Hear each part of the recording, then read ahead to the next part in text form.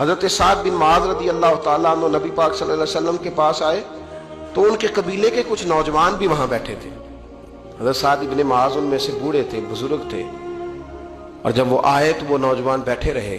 نبی کریم صلی اللہ تعالیٰ علیہ وآلہ وسلم نے پہلے ان نوجوانوں کو دیکھا، جناب سعد کچھ دیر رہے اور چلے گئے تو اللہ کے رسول علیہ السلام نے فرمایا تمہارے قبیلے کا بڑا تھا، تم نے اٹھ کے استقبال ہی نہیں کیا، تم نے توجہ ہی نہیں کی، تم نے اعزاز ہی نہیں دیا، تم نے یہ خیال نہیں کیا کہ ایک بڑا آیا ہے، تم نے اس کو تکلیف دی۔ اعزاز، اکرام، بھائی کیا حرج ہوتا ہے تھوڑا سا اگر کسی بزرگ کو جگہ آگے دے دی جائے؟ اس میں کیا فرق پڑتا ہے کہ اگر آپ کسی لائن میں لگے ہوئے ہیں تو کسی بوڑھے کو کہیں کہ جناب بابا جی آپ آ جائیں۔ اور میرے بھائی کون سا وجود کا کوئی حصہ ٹوٹ جاتا ہے اگر کسی ضعیف کو، کسی بوڑھے کو یہ کہا جائے کہ آپ لائن سے نکل جائیں اور یہ بل مجھے دے دے، میں جمع کرا دیتا ہوں؟ کیا تکلیف ہوتی ہے؟ ہمارے ہاں تو بوڑھوں کی چارپائیاں گھر میں اب علیحدہ رہتی ہیں، الگ رہتی۔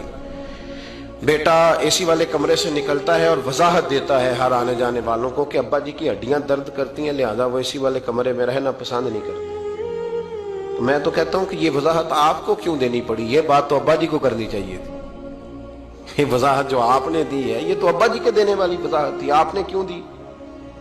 ابا جی کے لیے اس طرح کا کمرہ ہے گھر میں جس طرح کا سٹور ہوتا ہے نا پرانے کپڑے رکھنے والا، وہ کمرہ ہے۔ حدیث سنانے لگا ہوں، اللہ کرے آپ کو یاد رہ جائے، اللہ کرے آپ کو یاد رہے۔ مشکات کی حدیث ہے، بڑے خوبصورت لفظ ہیں۔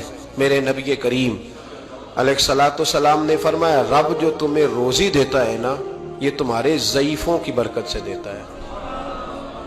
وہ جو 90 سال کی اماں گھر میں ضعیف پڑی ہے نا، اسے سکریب کا مال نہ سمجھنا۔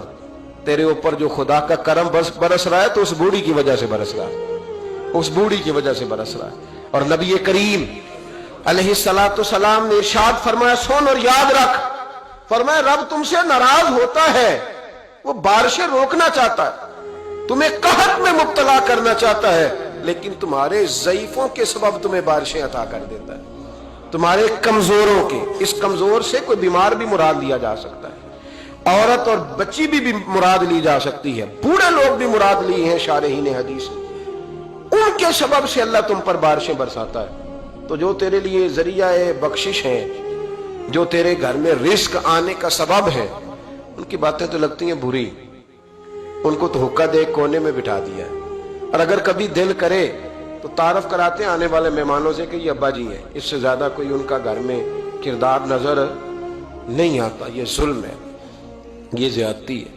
بوڑھوں کا اکرام کرنا، ان کو پیار دینا، ان کو اعزاز دینا، ان کو ہمیشہ سربراہ بنا کے رکھنا، ان کے ساتھ اس طرح کا رویہ رکھنا کہ جیسے کسی بڑے شان والے